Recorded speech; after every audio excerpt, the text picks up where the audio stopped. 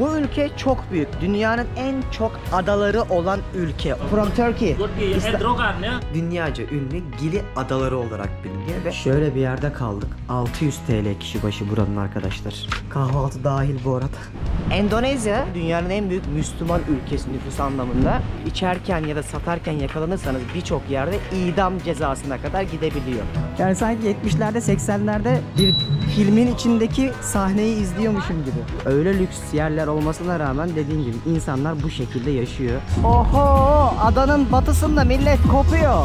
Burası küçük bir Amsterdam. Harika yerler yapmışlar. Şuraya bakın. Onlardan bir tanesi, hiçbir şey düşünemiyorsunuz, hiçbir şey için acele etmiyorsunuz. Zaman çok yavaş ilerliyor.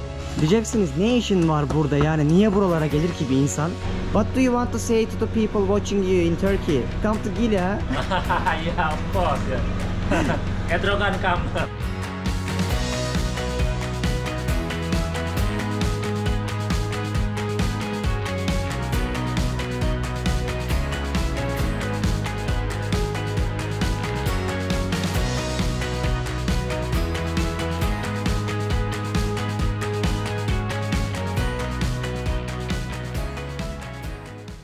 Endonezya'nın Gili adalarından birazcık odamız dağınık olsa da herkese selamlar dostlar, nasılsınız? Umarım her şey yolundadır. Biz Bali'den, biz diyorum çünkü Sezerlerle beraber geziyorum, az sonra da gösteririm kendilerini de. Bali'de sessizlik festivali vardı. O yüzden her yeri kapattıkları için ve hatta havalimanları da kapandığı için, internete dahi kesecekleri için, onların kutsal günleri çünkü yılda 2 defa düzenleniyor. Dedik Gili Adası'na gelelim. Buraya böyle yaklaşık olarak 80 kilometrelik bir mesafede yolculuk yapıp yaklaşık 1,5 saatlik tekne yolculuğuyla ulaşabiliyorsunuz ve şu anda okyanusun ortasında 3 tane adanın olduğu bir yerde harika bir otelde kalıyorum. Burası dünyaca ünlü Gili Adaları olarak biliniyor ve benim kaldığım adanın adı da Gili Travangan Adası. İşte bu videoda sizlere eğer Bali'ye kadar gelirseniz bu adalara neden gelmeniz ya da gelmemeniz gerektiğini uzun uzun anlatacağım. 2 gün şeklinde olacak. Tek bölüm yapmak istiyorum. Çünkü videonun konularını bölmek istemiyorum. Bunu baştan sona izlediğinizde adalarla ilgili her şeyi biliyor olacaksınız. Gelmeseniz bile en azından izlersiniz. O yüzden sizlere iyi seyirler. Bana da çok güzel bir resiflere dalacağımız, harika tabiata doyabileceğimiz, okyanusun ortasında muhteşem bir tabiatın da aynı zamanda keyfini süreceğim gezi olsun. Başlıyoruz. Şöyle bir yerde kaldık. Bakın 600 TL kişi başı buranın arkadaşlar. İnanabiliyor musunuz? 600 liraya kahvaltı dahil bu arada. Otelin direkt bütün alt katından havuza rahatça girebiliyorsun. Ama hep böyle olacak. Çünkü burada ne yazık ki 2 mevsim var. Yağışlı ve kurak. Ben şu an yağışlı mevsimine denk geldim. O yüzden buna alıştım. Otelden çıkıp yağış en azından gelene kadar size adayı göstermek istiyorum. Ben buraya 2 gün önce geldim. O yüzden adayı biliyorum. Aynı zamanda buraya da 10 sene önce gelmiştim. O zamanki Gili Adası'yla Travangan Adası'yla şimdikinin arasında dağlar kadar fark var. Şimdi sokaklara çıktığımda zaten bunu size göstererek de anlatacağım. Otelden çıktığımda beni böyle bir okyanus kenarındaki plaj karşılıyor. Adada ne yazık ki her yere atlarla gidiyorlar. Aynı zamanda ama bisikletle de dolaşabiliyorsunuz. Bakın bu yolculuğumda kimler var? Yakalandık. Merhaba arkadaşlar, umarım iyisiniz. Sezer'le beraberiz. Sezer Yılmaz. O da dünyayı geziyor ve denk geldik artık. O da benim videolarımı izlemiş, ben de onun videolarını izliyordum. Abi fanıyız ya. Fanıyız ya. Onun sayesinde gezdik ya. Sezer'le birlikte dolaşacağız. Hem adanın güzel yönlerini göstereceğiz hem de eleştireceğimiz yanları olacak. Evet. Çünkü şu an her şey güllük gülistanlık, 3 saat sonra rezalet olacak. Bisikletle gidelim. Merkezde biraz bir şeyler yiyelim, hadi başlayalım. Bisiklete geçmeden önce aslında bisiklet rezaletinden bahsedeyim mi? İster Hırsızlığı misin? mı? Hırsızlığı abi. Yani 4 tane bisiklet kiraladık arkadaşlar. Brezilyalı bir arkadaşımız daha var bizim yanımızda.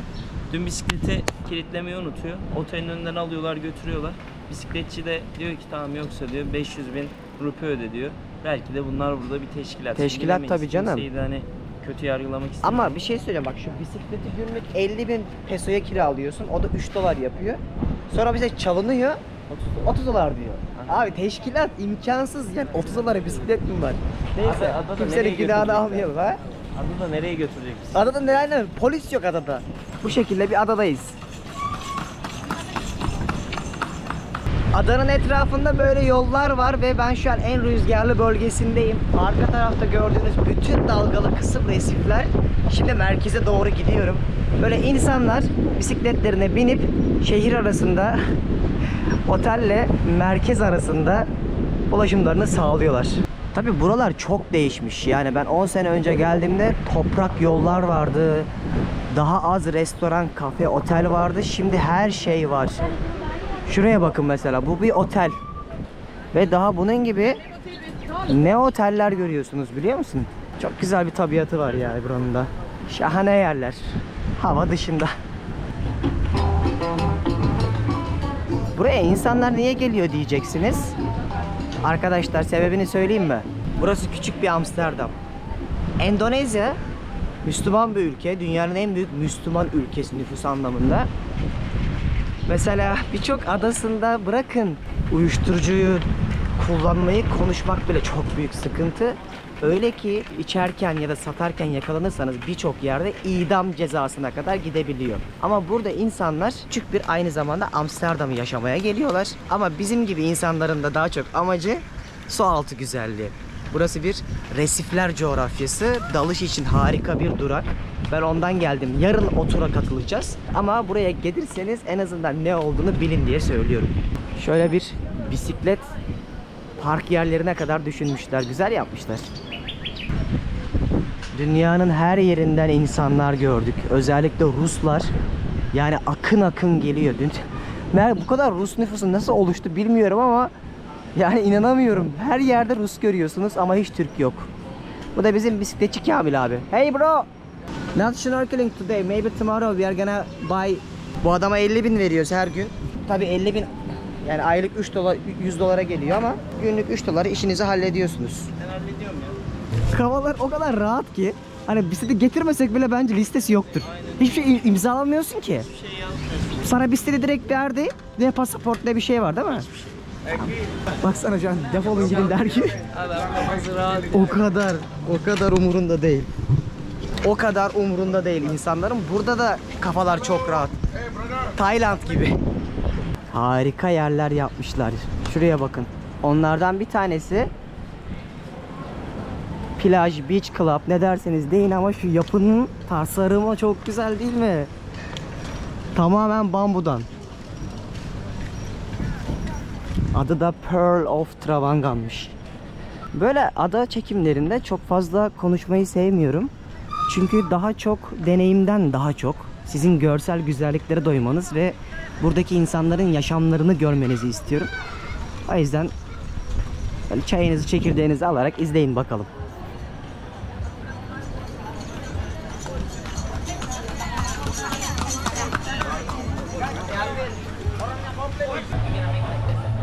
Merkeze gelince böyle tabii ki nüfus yoğunlaşıyor ve harika bir turizm var burada. Şimdi iki mevsim var. Kurak ve yağışlı. Biz şu an yağışlıda geldik dedim ama kurak zamanda burada hem yanıyorsunuz hem de çok daha kalabalık, fiyatlar çok daha pahalı. Yani benim şu an kişi başı 20 dolara kaldığımız yer muhtemelen hani yoğun zamanında 40 dolar 50 dolar falan oluyordur. O kadar fark ediyor. Şu otellere bak, ne tesisler kurulmuş ya, dünya ne değişmiş.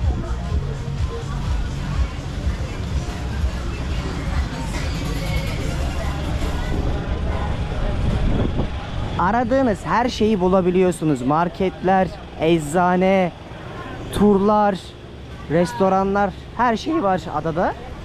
Ve ulaşımı da çok basit. Gili'den hemen her gün bir dünya sürat motoru var. Ara sokaklara mı girelim? İyi hadi. İnsanlara tropikal adadayız dedik. Geldiğimiz yere bak. Abi şu an gerçekten tropikalin dibindeyiz aslında. Çamur. Tam yerel ya. Gel şimdi bir laundry'e gidelim. Kaç paraymış öğrenelim. Şimdi burada kıyafet yıkatacağız. Bayağıdır kıyafetler vardı. Ama kıyı tarafındaki güzel mekanlar, restoranların hemen yaklaşık 3 dakika, 4 dakika arkasında böyle insanlar yerlerde yaşıyorlar. Ve ada halkı Bali'deki gibi Hindu değil, Müslüman. Burası bir kuru temizleme yapabileceğiniz yermiş. Hello. Hello, how are you? Good man, you? Good. Güzel insanlar. Hi bro. Welcome to Gili, yeah. Gili, yeah, welcome. What's your name? Hairi. Hayri. Ah, you're Muslim. Yes. Selamun aleyküm. What's your name? Muslim Deniz from Turkey. Good Muslim. Oh, from Turkey. Erdogan, yeah. Erdogan, yeah. Alibaba. Alibaba. We like the island, it's good. We like the vibe of the island. Yeah. What do you want to say to the people watching you in Turkey? Come to Gili, huh? Yeah, of course. Yeah. Erdogan come. Erdogan Indonesia, come. yeah. Erdoğan, Recep Tayyip Erdoğan Cumhurbaşkanı bizim bayılıyorlar. Bayılıyorlar. Canlı canlı da gördünüz. Güzel insanlar ama. Geçtiğimiz yollardan birisi öyle lüks yerler olmasına rağmen dediğin gibi insanlar bu şekilde yaşıyor. Hacı adam burada Erdoğan dedi. Abi şaşırmadım ya. Dünya lideri. Bir şey adam kanıtladı kendini.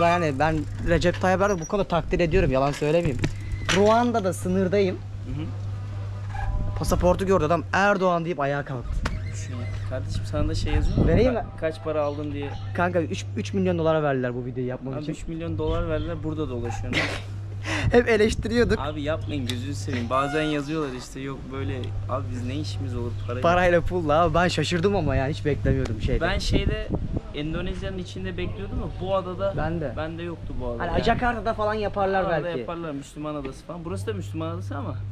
Ne bileyim abi, adam direkt Türkiye dedim, Erdoğan deyip ayağa kalkıyorlar ya. Vereyim mi Mehter'i arkadaşlar? Mehter oldu mu? Al sana bir top. Diyeceksiniz ne işin var burada, yani niye buralara gelir ki bir insan? Ama göründüğü gibi değil. Daha videonun başı, merak etmeyin. Sonuna kadar izleyince anlayacaksınız. Burası da liman kısmı. Bir sürü faytondan da ne yazık ki anlayacağınız üzere bütün tekneler bu adanın ana noktasında, bu limana geliyorlar. Buradan da diğer adalara gidebiliyorsun. Yani Komoda'ya falan bile gidiyorsun, Komodo ejderini görmeye.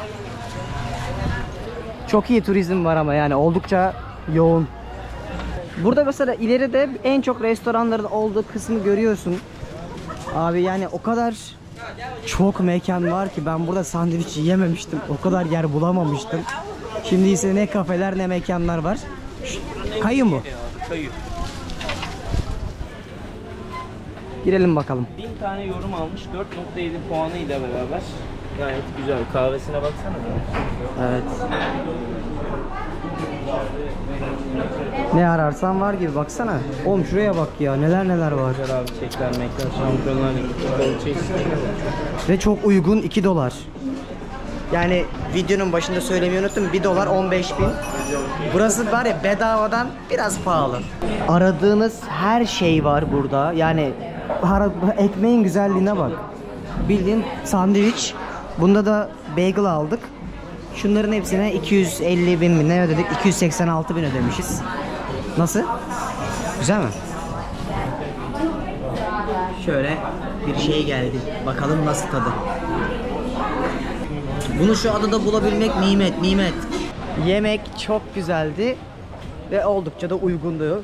Gerçekten hiç aç kalmıyorsun buralarda. Artık her şey dediğim gibi çok değişmiş. İnsanlar buraya daha çok dediğim gibi eğlenmeye ve farklı şeyler kullanmaya, ama aynı zamanda da dalışa geliyorlar. Çünkü Bali'de deniz iyi değil. Daha çok sörf için plajlar var. Ama burada hem yüzebiliyorsunuz, hem resif dalışı yapabiliyorsunuz, hem scuba diving yapabiliyorsunuz. O yüzden özellikle deniz tatili için tercih edilen bir yer. Ada ufacık bir yer gibi düşünebilirsiniz ama inanın etrafında böyle yürüseniz 2-2,5 saat sürüyor. Yani o kadar da minik bir noktada değiliz. Şimdi şöyle yürüyüşe başladım. Dolaşalım bakalım. Şu mısırı her yerde satıyorlar ama böyle soslayarak görebiliyorsunuz. Çok seviyorlar. 3 adanın etrafında şnorkelle dalış yapabiliyorsunuz. 4 saatlik, 5 saatlik turlar var. Ama biz zaten her şeyimizi ayarladık. Yarın gideceğiz. Bu ülke çok büyük. Dünyanın en çok adaları olan ülke. 18 binden fazla ada var. Öyle ki birçok yerde kabilelerde yaşıyor insanlar hala. Bir ucu yukarıda Tayland, aşağıda Papua Yeni Gine, güneyde ise Avustralya. Yani o kadar büyük bir coğrafyadayız. Gezmek kolay değil. Endonezya'yı birçok adasında hala günümüzde turizm olmasını falan geçtim, yol dahi yok. Diyorum kabilelerde yaşamlar var. Ama bu bahsettiğim Coğrafyada ise en kolay ulaşım sağlayabileceğiniz ve turizmin geliştiği yerler buralar. Şu karşıdaki ana yer Bali. Bu Gili Travangan, Gili Air ve Gili Mono muydu? Diğerinin ismini unuttum. Yan yana hepsi ve hepsini görebiliyorsunuz. Yani yüzerek bile karşıya geçebilirsin. Ama şu gördüğünüz dağların olduğu yer ana kara, yani Bali. Ama çok huzurlu değil mi ya? Bak kimse kimseyle uğraşmıyor. Hiçbir araç yok. Herkes kendi hayatını yaşıyor. Tatilinde, işinde, gücünde. Yerel insanlar da çok tatlı. Yani burada kafanız çok rahat. Hiçbir şey düşünemiyorsunuz. Hiçbir şey için acele etmiyorsunuz. Zaman çok yavaş ilerliyor. Şu Bali ve bölgesinde ne zaman gelsem bunu hissediyorum diyen o kadar çok gezginle tanıştım ki. Yani demek ki diyorsunuz bir destinasyonun, bir yerin enerjisi var. Bence onlardan bir tanesi de buralar. Çok güzel de böyle inanılmaz uyguna yemek yiyebileceğiniz restoranlar da var bak. Ama işte şansımıza hava kötü, hava. Yoksa cam gibi deniz bile gösterecektim size. Neyse belki yarın geziye gideceğiz ya, o zaman güzel olur. Ne beach club'lar var. Şu da Jiggy adındaki bir beach club. Bayağı ünlü bir yer burası da. Plajı da böyle. Hello bro. Balik close. Still up. Böyle fırlamalar işte, sürekli laf atıyorlar.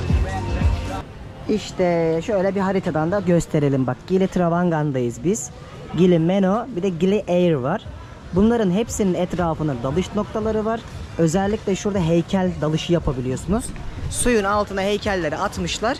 Onların etrafında böyle dalış yapabildiğiniz noktalar kurmuşlar ve sizi gezdiriyorlar. Buradaki en önemli yapılacak şeylerden birisi o. Aslında dedim ya, çok küçük bir yer olduğu için yapacak başka bir şey yok. Yatış, dalış, parti. Tamamen bu. Abi bu şekilde bir coğrafyadayız. Bakın pırıl pırıl kumlar. Çok güzel bir deniz var ama işte şu havada onun güzelliğini tam olarak aktaramıyorum size. İnsanlar böyle plaja gelmişler, keyif yapıyorlar. Ya bak mesela size çok güzel bir otel göstereyim. Dikkatimi çekiyor ikidir buradan geçerken. Şuraya bak ya, fıstık gibi bir otel mesela. Şurası barıymış gerçi, çok bir şey yok ama böyle direkt plaja da çok yakınsın. Ya burada dediğim gibi bir de o kadar uyguna kalabiliyorsunuz ki, fiyatlar o kadar komik ki. Ben böyle beğendiklerimi açıklama kısmına koyacağım. Hem Bali'de hem de bu adada gelirseniz o otelleri bir inceleyin. Güvenle de rezervasyonunuzu yaparsınız. Hiç sıkıntı olmaz yani. Biz iki erkek gelince böyle güzel yerde kalmayalım dedik ama çift olarak gelirseniz özellikle harika yerler var. Adanın biraz daha sakin taraflarına geldim.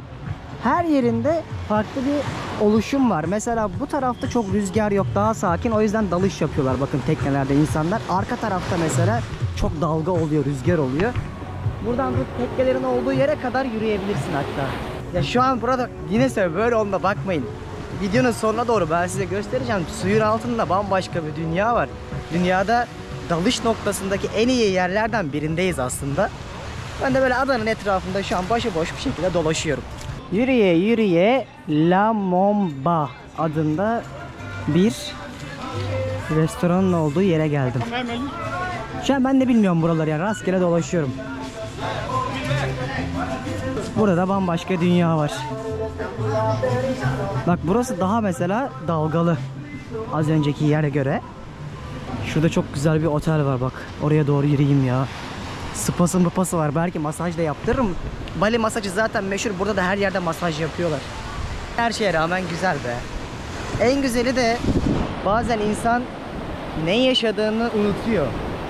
Yani şu videoları döndüğümde, yayınlamaya başladığımızda falan ben nereye gittim, neler yaşadım, neler gördüm diye böyle izleyince farkına varacağım.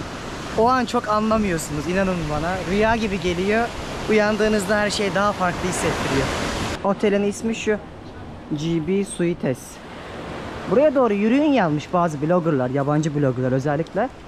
Geldim bakalım, inşallah değer. Abi o kadar salaş yerler ki. Şöyle kaliteli bir otelin yani haline bak şuraların. Hiç bilmiyorlar şeyi ya, turizmdeki o kaliteyi. Yani şu havuzların bile çoğu pis arkadaşlar. Yalan söylemeyeyim yani, buraya gelirseniz bunlara da hazırlıklı olun.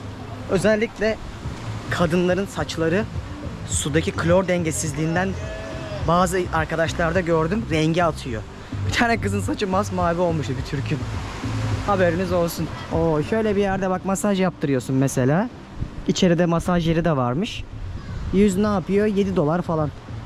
Abi buralar şimdi mesela hip bir yeri oldu bir anda. Yani sanki 70'lerde 80'lerde bir filmin içindeki sahneyi izliyormuşum gibi. Şöyle gidelim.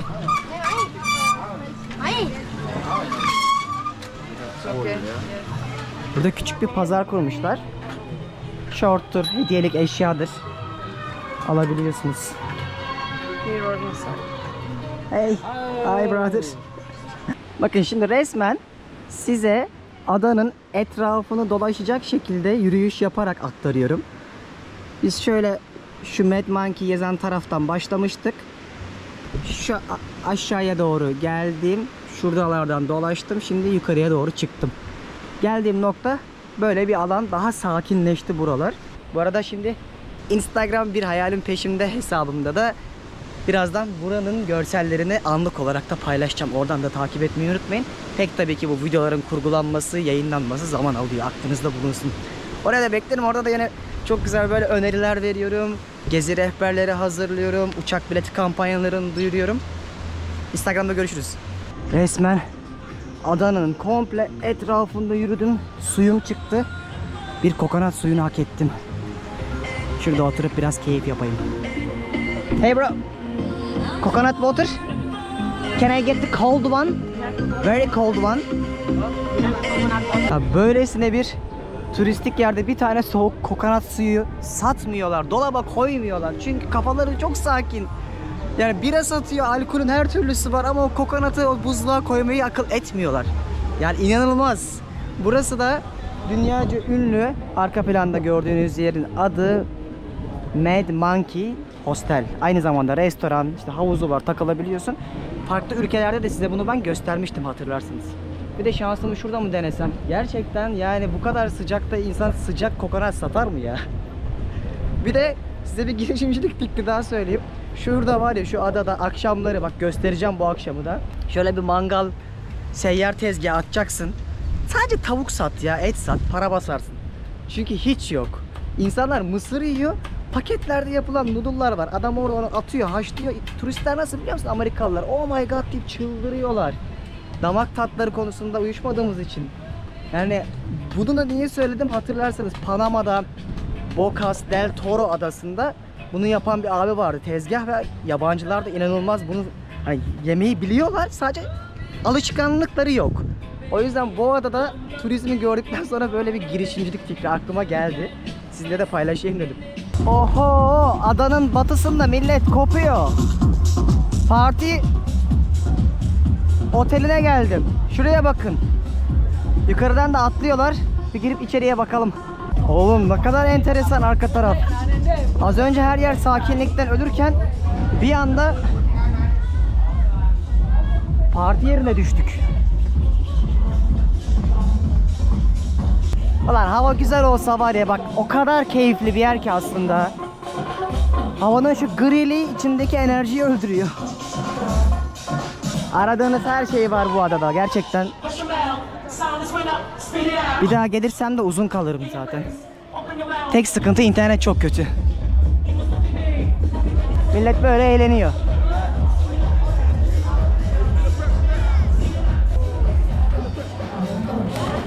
Şöyle adanın ortasında ulaşımı sağlayabileceğiniz kestirme yollar yapmışlar ve size bir anımı anlatmak istiyorum.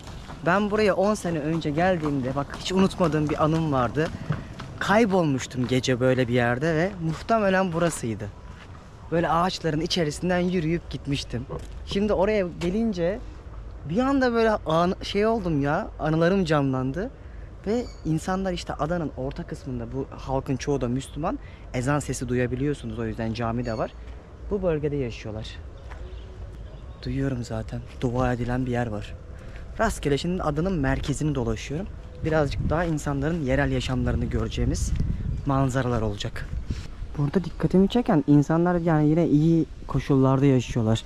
Çok öyle tenekeden evler falan da görmüyorsunuz. Ki ülkede, Bali'de bile birçok insan aylık sadece 150 dolar kazanıyor burada.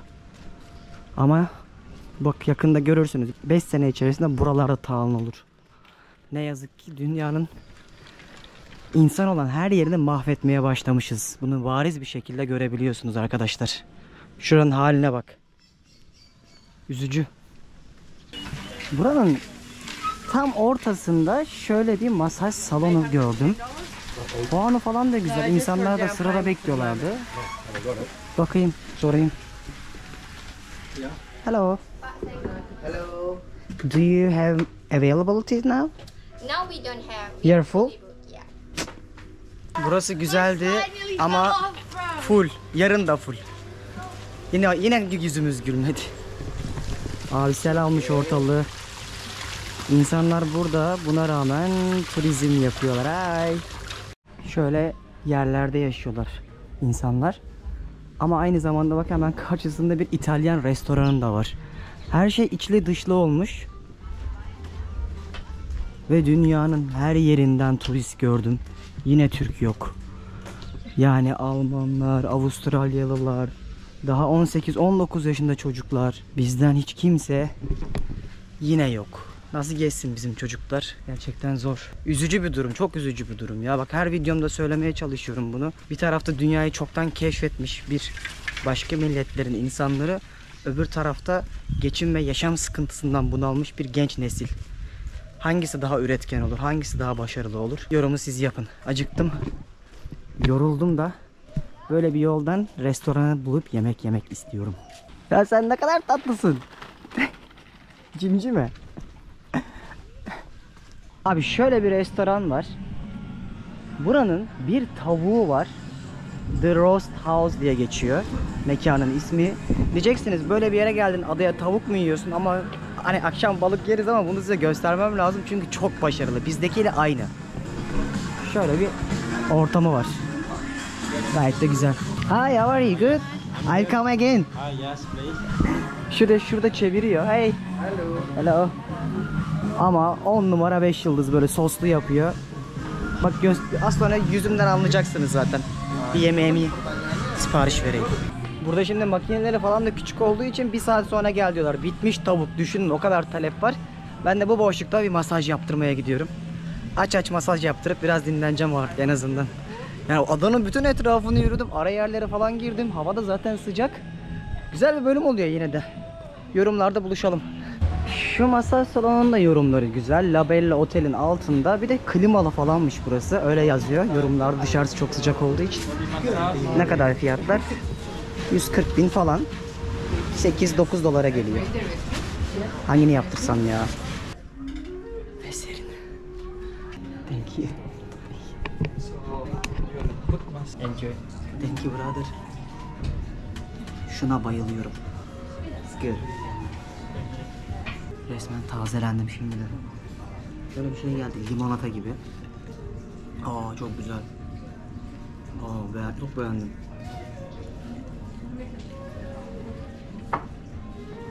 İyi başladık, hadi.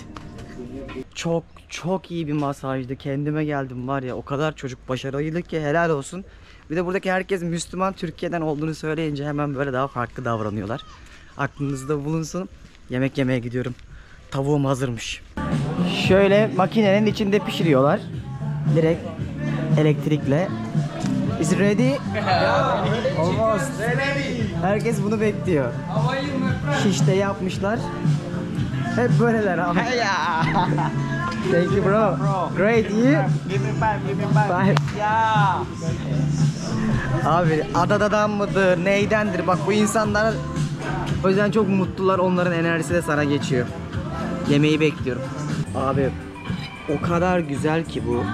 Yani yanındaki şunlar bile, vegetable sebzeler bile. Bu bizim buraya 3. görüşümüz. Bizdeki çevirme gibi yapıyorlar. Ve fiyatı çok uygun. Sadece 85.000 peso. Yani o da 5-5,5 dolar yapıyor. Budur ya.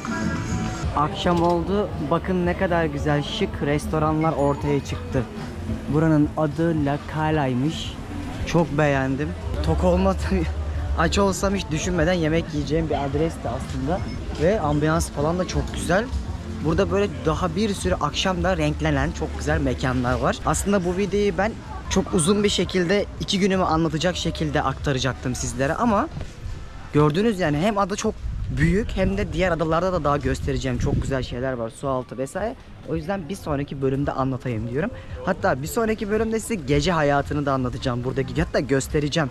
Öyle kulüpler, öyle çılgın eğlenceler de var. Velhasıl kelam benden artık bugünlük bu kadar. Otelime gideyim, dinleneyim. Instagram'da da paylaşımlarımı yapayım bir yandan. Sizlere yine önümüzdeki günlerde bir sonraki videoda gezilerimi, tecrübelerimi aktarırım. Açıklamaya yine her şeyi yazacağım. Oradan bakın. Hem oteldir hem buraya nasıl gelirsiniz, nereleri gördüm, hepsi böyle nokta nokta orada olacak. Hadi bakalım, şimdilik benden Endonezya'nın Gili Travangan adasından bu kadar. Bir sonraki vlogda görüşmek üzere. Bay bay.